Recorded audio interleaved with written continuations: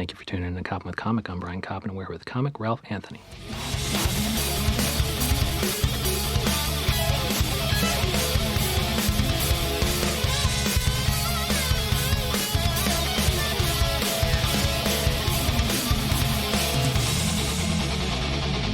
Ralph Anthony, how the hell are you? Hey, I'm doing all right, man. Thank you. Oh, it's so nice of you to be here. And where can people regularly see you do stand-up comedy on stage in New York City, and where can they find you online? They can find me on at Ralph the Mouth 81 on all social media, Facebook, Instagram, Twitter. I mean, if you go to that, that's where you'll find me. I don't discriminate. I play anywhere. Okay. Bars, shows, clubs. I'm at, the comic strip, Caroline's, Broadway. And are you Ralph the Mouth? I know you do a lot of crowd work. Yeah, I do a ton of crowd work. Okay. It's probably one of my favorite parts to opening up a show or ending a show. I don't know. I love to talk to people. And I think they probably appreciate the fact that you're in the moment and you're not just rehearsing your monologue in front of them. Yeah, I think people appreciate it. It brings them into the show. Sometimes it can shoot me in the foot where, no, it's true because sometimes the crowd work is just so fluid that when you try to transition in the joke, sometimes it could be, it could be some murky waters. But what kind of stumbling blocks have you noticed? What are you now trying to stay away from because you've stepped on a landmine in the past? It's not so much stepping on a landmine. It's just that the crowd work is usually.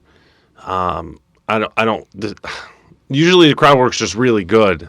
Yeah. It's hard for me sometimes to talk highly of myself like that. So, well, it sounds like if you're doing crowd work and you have all those shows, you must be doing something right. You must actually be Ralph the Mouth. Yeah. You earned that nickname for a reason, right? Yeah, it's a very, very funny story. But in regards to what you were saying is sometimes it's just hard to transition from crowd work to jokes. Okay. So it's just trying to pick what jokes could fit in seamlessly. So you've written a lot of jokes in the past, and you're able, whenever you're like, okay, I should do a joke or two and then go back into crowd work, you're able to instantly call up which of your jokes would be relevant to the crowd work that you just did? Yeah. Okay. Yeah, I'm probably dating myself, but it's like you're flipping through a Rolodex in your mind of jokes. And for you millennials, a Rolodex is something that people used to use to write down phone numbers. A phone number is something that people used to use to call people. Calling people is what we used to do before we did texting. Dude, it sounds like you can work that seamlessly into crowd work because people could be, their face could be lighting up because of the glow of their phone, and there you go. There's a bit of like, what the fuck, man? I mean, we used to actually use them to call people, and now you're searching for weather? You can't wait till you're outside to figure out it's fucking raining? Yeah, people are stupid. And did you see the Aaron Berg thing where he did 28 sets in a night? 25 sets. And it was a lot of crowd work? I mean... Yeah, he is probably pretty pro at that. Oh, honestly, Aaron's one of my comedy idols. Okay. Like, in terms of starting to... When I moved to New York, he still is... To this day, he's one of two comics that have made me cry from laughing so hard. It's him and actually his co-host on In Hot Water, Gino Bisconte. Oh, yeah. They've made me laugh till I cry. And is she doing a lot of crowd work, too? It's a he. Oh, Gino. Okay, Gino Bisconte. Yeah, Gino. Yeah. I mean, Gino. They both have great jokes, and they're both amazing at crowd work. Okay. Aaron's the king of crowd work. There is no question he's the king of crowd work. I would put his crowd work up against anybody in the country. And so your aim is to be that good at crowd work? Yeah. Okay. Yeah. And then at the end of it, what I like is, at the end of this set, he'll say something like, thanks for letting me play with you guys a little bit.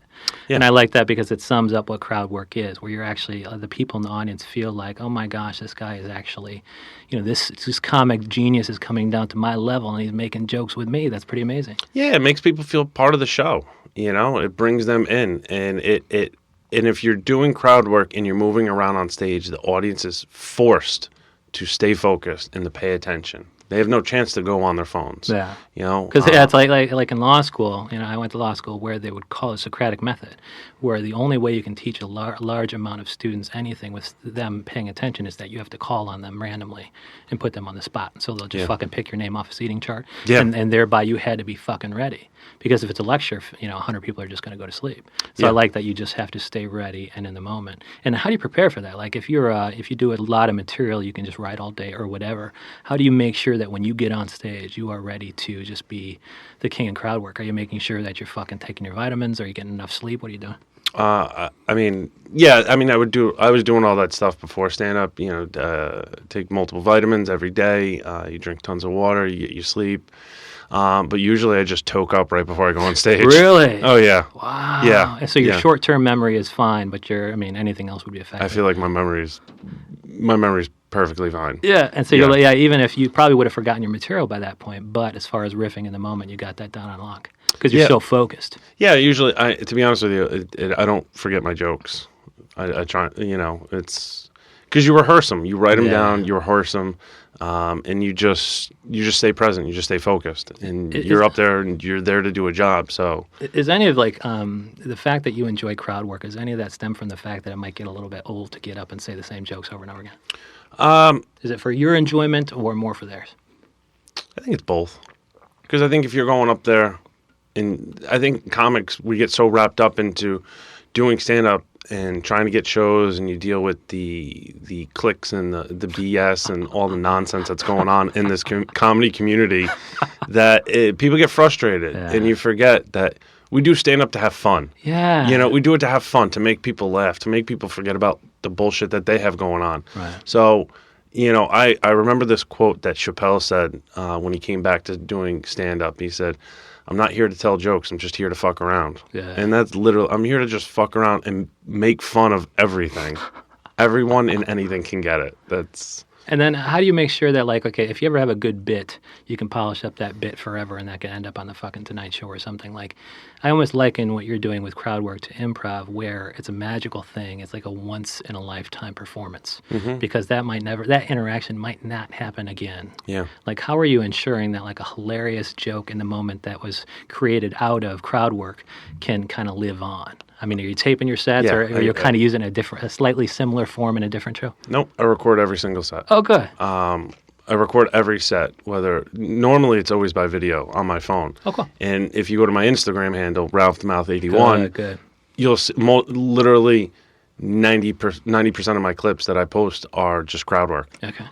And they must love it, right? Your Instagram followers must love that because, you're putting up new stuff, fresh stuff daily or fresh stuff weekly? Usually fresh stuff weekly. Okay. I'll usually throw out, I kind of switched up how I was doing it, so now I usually throw out 2 or 3 joke posts a week and then 1 or 2 clips, and it's really just crowd work. But I don't know, you run a fine line with stand-up, and especially with crowd work, because you're also navigating what you can get away with. Yeah. And that's how I gauge what jokes to kind of tell. So if I can go up and be a little offensive with crowd work, that'll lead me to what kind of jokes I'm going to do. I'll have a list of maybe 4, 5, 6, 7 jokes that I want to do for that, 7 to 10 minute set, 8 to 10 minute set.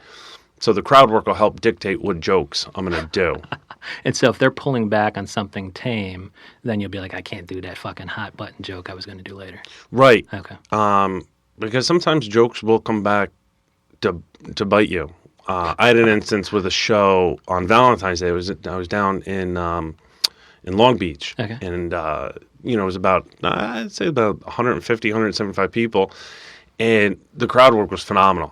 I did almost 40 minutes, and 20 minutes of it was just crowd work. 15 up front, and then I got into jokes, and I went back to crowd work in the middle because I'd won them over, and I did a joke that kind of split the room, and it was about the Special Olympics. Okay. And so I split the room, and it shocked me that it happened, because I was like, that's where you guys are going to draw the line. I'm talking about this husband and wife that have been married for 40 years, and it's because of anal that stuck that kept them together.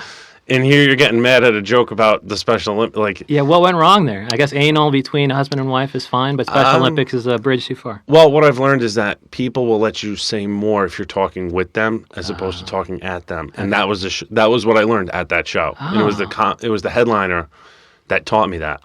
On the ride back, she was like, "You were doing phenomenal." Okay. But you got to realize that when you're talking with somebody, they give you more leniency as opposed to when you're talking at them. Yeah, and so unless you can speak with special knowledge of somebody who's in the Special Olympics, then you're not speaking with them or whatever. Right. But if you're in a marriage that stays together because of anal, Yeah. Oh, I love that. Yeah. And so, I mean, and so from then on, you kind of made sure to keep that in mind and never do it again. And how do you know? Like, so I guess do you have a certain litmus test jokes that you get into with crowd work or what? I think it just comes with experience. You just got to keep getting up there. Okay. Like the headliner has been doing stand up for like 21 or 22 years. So, you know, I started coming up on 8 years ago. Okay. And I've really been hitting it hard for the last like 5 years, maybe 6 years, coming up maybe about 5 years. And what happened 5 or 6 years ago such that you started hitting it harder? I just hated my job. You know, I was a sales rep for an office supply company called WB Mason, and it used to be Dunder Mifflin. You'd be surprised. Yeah, that show is actually based on our company. Is it? Yeah. No. Up Wow. and including the idiot boss. He was so funny though. Yeah. But like, and so does any of your, you know, the success that you get in sales or whatever, is that kind of out of the fact that you stay in the moment and you're able to kind of overcome objections and test the room, feel out the room and see where they're at and adapt your spiel accordingly? I don't know. Maybe. Okay. I You're guess. like, I don't fucking I've care. never I'd rather really- have an audience laugh than make a sale at an office supply company. Yeah, I mean, I got fired a year ago. So. And are you still in sales or no? Yes and no. Yeah, Okay, I just picked up a new gig doing memberships at a gym, just cool. selling memberships. But But then you can stay in shape too, and then helps you. free membership. Okay. Yeah. And then online, you're Ralph the Mouth 81, and they can see your clips on Instagram. Yeah. And that's where you're doing like so if you have like shitty, I don't know if you do 10 clips in the week or whatever, you're going to choose. You might discard a couple because they didn't work out or whatever, but and then you'll post just a couple of those.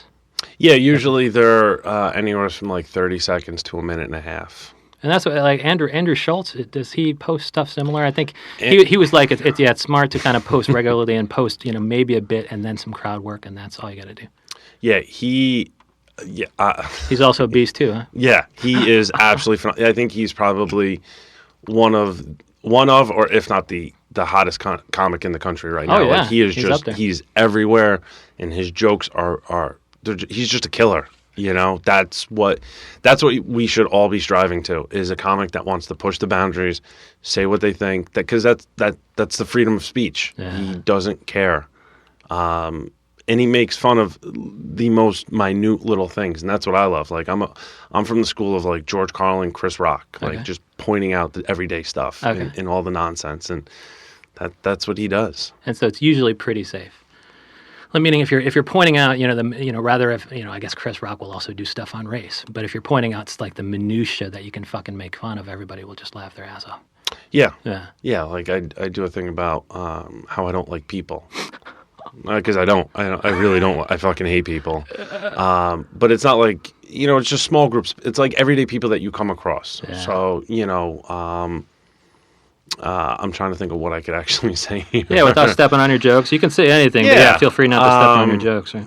It's, people that, if you ever meet someone for the first time and they immediately correct you on how to pronounce their name, you're like, don't be an asshole. Yeah. It's like little things like that. And so is there anything from, is Andrew Schultz just getting up? Did he get up, every single fucking night? Is he just a beast in that way? I mean, what after the careers of, Aaron Berg and Andrew Schultz can you make sure that you're next on that Mount Rushmore of comedy? I would just say, just keep working hard. You just keep working. That's stand-up, like, you just have to stick at it, stick with it. Like, it's one of those things where sometimes no matter how good you are, it'd still be frustrating. You still might not get booked as much. I've had producers of shows say that I'd love to have you on. I think you're funny as hell, but I have too many white guys. And you're like, that is nothing that I did wrong, and it's being used against me, but you just kind of keep hustling around it. Yeah. You find the clubs that don't have too many white people. Yeah, I mean, well, it's clubs now. I've heard clubs base bookings on Instagram followers. You have bar shows that book people just based on race and diversity. There's a lot more to being in stand-up than just being funny, which is fucking ridiculous. Yeah. Like, if you're funny, you should just get booked. Yeah, and I suppose, and at one point I had is like, an Instagram comic who has, millions of followers or whatever, might be sufficiently funny, but that does not mean that he or she is millions times more No. funny than somebody with 1,000 followers. Yeah, Right. I love seeing these social media quote unquote stars Right. tank on shows. I get off on the stuff like that. Like, oh great, cool, you're funny for 140 characters or 280 characters. Awesome. Cool.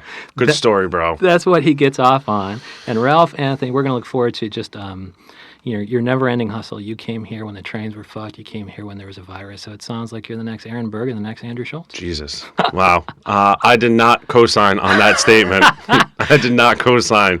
But they're just, they're two amazing comics to look up to. Oh, good. Well, I mean, Yeah. those are the right ones to look after because we know that if we go see your show, you're not just going to be rehearsing the same jokes.